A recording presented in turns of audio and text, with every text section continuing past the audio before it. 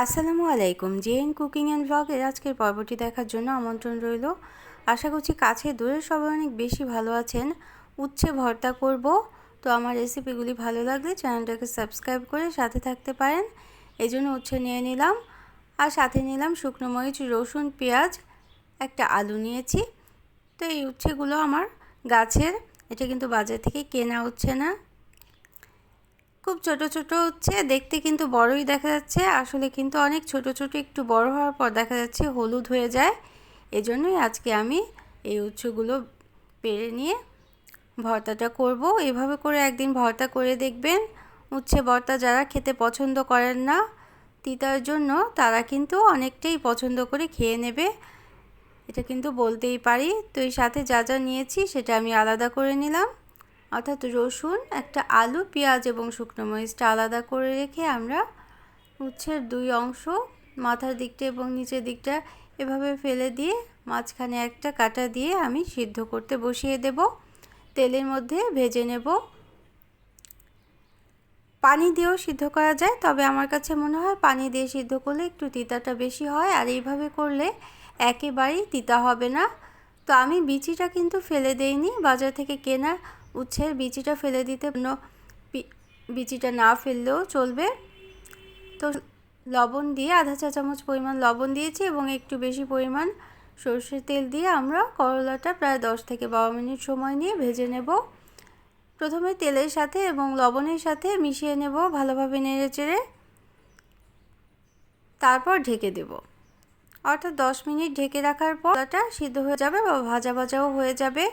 মাঝে মাঝে ঢাকনাটা খুলে কিন্তু নেড়ে দিয়ে বলছিলাম, তিতার জন্য যারা করলা খেতে পছন্দ করেন না, উচ্ছে খেতে পছন্দ করেন না, তারা এইভাবে একদিন করে দেখবেন, অনেকটাই খেতে ভালো লাগবে।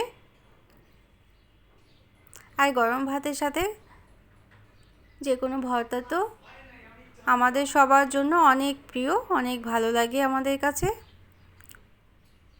তো আমার রেসিপিগুলি ভালো লাগলে একটা লাইক দিন, আর শেয়ার করেও দিতে পারেন ফ্রেন্ডস অ্যান্ড ফ্যামিলির সাথে যা ধরনের রেসিপি। আর আমাকে কমেন্ট করে জানাতেই পারেন আরও কী কী ধরনের রেসিপি দেখতে চান। তো আমরা তুলে নিলাম।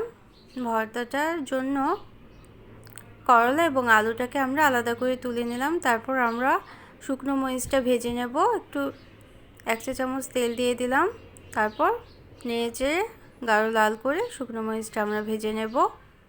পেঁয়াজ কুচি আর রসুন কুচিটাও কিন্তু করে নিয়েছি এই অবসরে।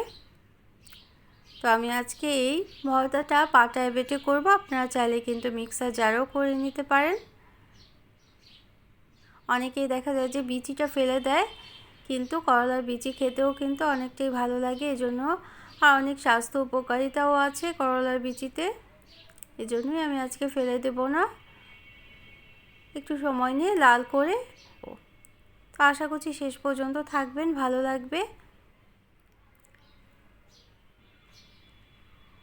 তো যারা প্রথম ভিজিট করছেন চ্যানেলটিকে, তারা চাইলে চ্যানেলটিকে সাবস্ক্রাইব করে বেল বাটনটা প্রেস করে অল অপশনটা সিলেক্ট করে সাথে থেকে যেতে পারেন।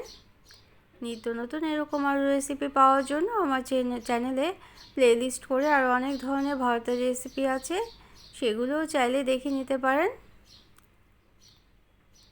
তো এখন তুলে রাখবো এবং পাটায় প্রথমে মরিচটা, শুকনো মরিচটা সামান্য লবণ দিয়ে বেটে নেব। শুকনো মরিচটা বেটে নেওয়ার পর তারপর আমরা করলা এবং আলুটাও বেটে নিয়েছিলাম।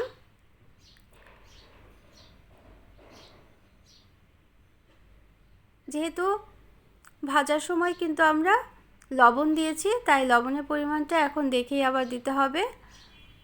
আর শুকনো মরিচে অল্প একটু লবণ দিয়ে নিয়েছিলাম।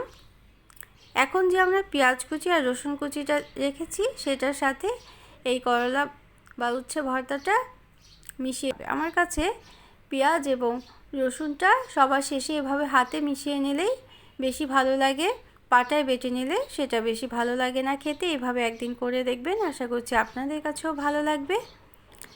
যারা এতক্ষণ আমার সাথে ছিলেন তাদের সবাইকে জানাচ্ছি অসংখ্য রেসিপি নিয়ে আসবো, আমরা সবাই সবার জন্য দোয়া করব।